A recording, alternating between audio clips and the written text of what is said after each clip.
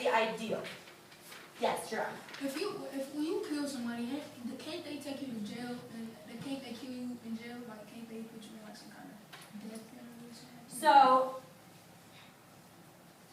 there's punishments on the book for the United States. So like if you were arrested for homicide, there are set punishments for you. And if you receive one of those punishments, maybe one of those would be carried out in jail. But it's all through a legal system. They can't just like kill you in jail. They have to do it legally. Okay? So what this is saying, Hammurabi's Code, is that if you are arrested, your punishment can be determined by what social class you have. So tell me, Johanna, if you are part of the nobility in that top social class, do you think that you would get a really harsh punishment if you killed someone? Yeah? Or let's say maybe you stole something and you were part of that top social class. Do you think you'd get a harsh punishment? No, probably not. And why do you think that? I'm asking you. Because, wait, say that loud, a little loud and clear. Because I am the biggest person on earth. So, if you're part of that top social class, you probably have a lot of money and you have a lot of power. So you're not going to get a harsh punishment. Okay? If you are a slave, paid, and you steal something, do you think you're going to get a harsh punishment? Yeah, it's going to be really harsh. Okay? The third bullet point, rulers could no longer make random and unfair decisions. Now, because the law was codified, rulers had to follow the book that Hammurabi made of laws.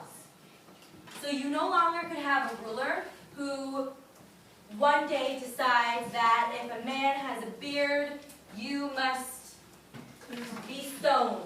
You gotta die if you have a beard one day. And then the next ruler after that, all of a sudden beards are legal. No, it's not going to be that flip-flop, because then people are constantly not understanding or not knowing the rules. So they're consistent. Yes, Ashley. What is it like when it says severe punishment for a slave? Does that mean like you get whipped and stuff? Great question. So that means that like a severe punishment would be like, yeah, a punishment that's pretty harsh. So something that could be like corporal punishment, or something that could be even worse than that. We're going to talk about that next. So the last bullet point that's very important to remember with Hammurabi's Code is that the punishment fit the crime.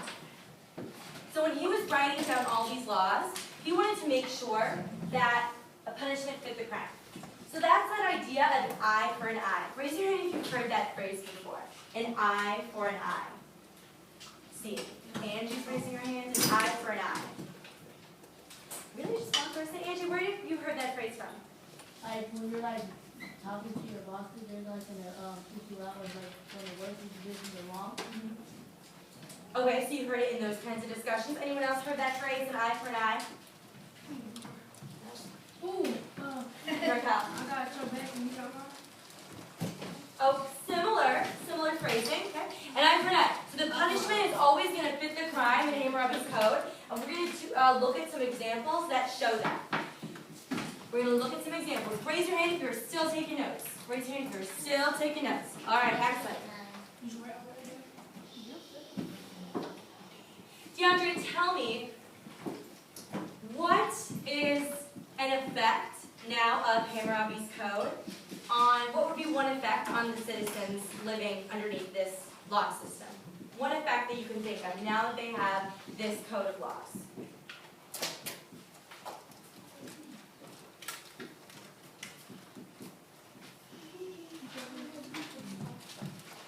One effect of what?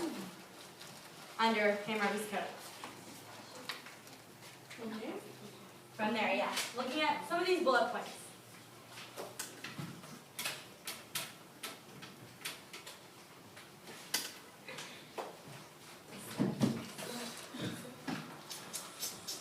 Are you going to know, DeAndre, if you're living in this society, are you going to know what the laws are after Hammurabi's Code is written?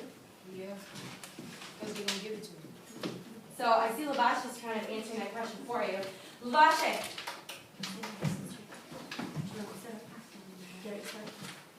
Lavash, how would you now know what the laws are?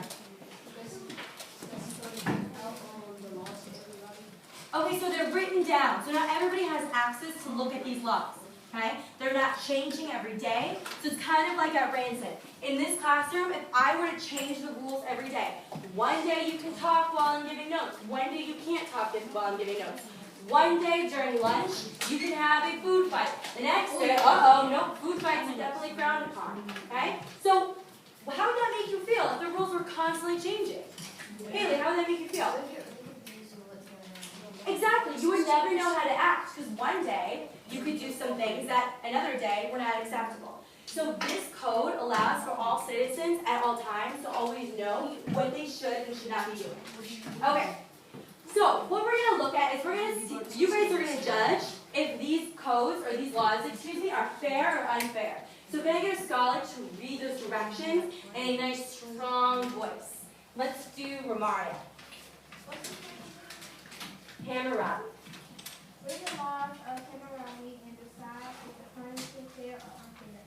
If you believe it is fair, hold up as this. If you believe the punishment is unfair, hold up as flat palm. Okay, excellent.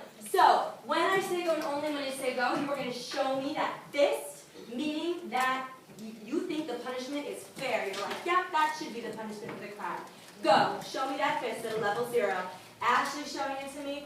Angie's showing it to me. Markel's showing it to me. This is a great way to get a tally for 100%, by the way, because all I need is 100% of you guys with your hands up at a level 0 in a fist. In a fist, I've got this table, waiting on one for Renaya's table, waiting on one here. There we go. Okay, waiting on one in the back. Victor, come on, I know you can do a fist, nice and strong. There we go. Okay, we get our tally. I love how some of you guys were being so cool and were like disguising it as a yawn.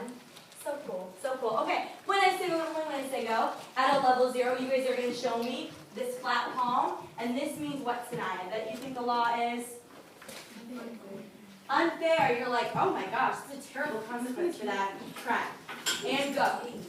All right, so flat palms, flat palms, flat palms. Want to see 100% flat palms. Waiting on one in the back, one on the side here. Flat palms. Put the comb away. Flat palms. There we go. Okay, excellent. There's another tally. If you guys are going to make your goal, no problem. All right, so this is always going to be done at a level 0. We're going to read the law, and then you're going to put up either that fist or that flat palm. Okay. If someone sets fire to a house, he shall be thrown into that same fire. So I see Jerome automatically put up his flat hand. So remember, if you have a fist up, that means that, yeah, you think that's fair. Yeah, that's a fair punishment. There should be no discussion during this, ladies and gentlemen. Hands down, hands down. We're going to try this again. Hands are down. Hands down. Hold on. Hands down. Eyes are forward, mouth closed. We're doing this at a level 0. Your hand is up, it's at a level 0. So when I say go, palm fist that is fair. Flat palm, that's unfair, that's not a good punishment. Go. So Shanatica has her palm up. Layla has her fist up. So looking around and trying to gauge, we have Nora. Alright, we can put our hands down. Corey, that's a warning. Next one's going to get 5 points. Okay, Layla, you had a fist, right? Why did you say that that was fair? Because he might, whoever set the house on fire, he was going in there because they shouldn't have set the house on fire anymore. Okay, so they shouldn't have set it on fire. What if no one died in that fire, though? Should they still, that person who lit it, deserve to still die? Okay, so now I saw Shanatica with a strong palm. So Shanatica, why do you think that's unfair? Because it could have been a abandoned house. He could have set that house on fire. Okay, I like that. So she's thinking of the what ifs. Like, we can't assume that there are people in the house. Maybe it's abandoned and you're actually doing them a favor. Johanna, did you think it was unfair?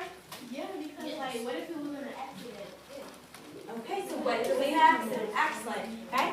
So hands down, we're going to look at the very next law.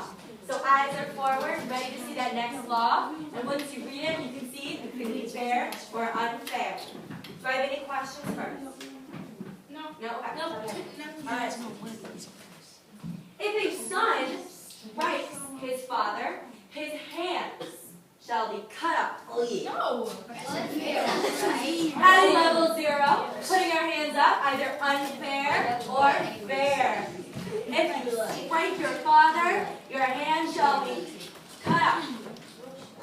Okay, so tell me, Victor, turn hands down. Victor, why do you think that's fair? What? Because what? Because you're covering your mouth. Speak freely. No, put it down, Victor. We want to hear you. Everyone wants to go and hate it cut off. Okay, but what happened? Okay, so Victor wants to see That's something what movies are on the for. ground. Raise your hand if you thought that that's fair. Oh. That's fair. No, okay. Not Denise quite. said it was Maybe you fair. thought that's fair. Okay. Yeah, you fixed up. Hands down, hands down. Hands down. Waiting.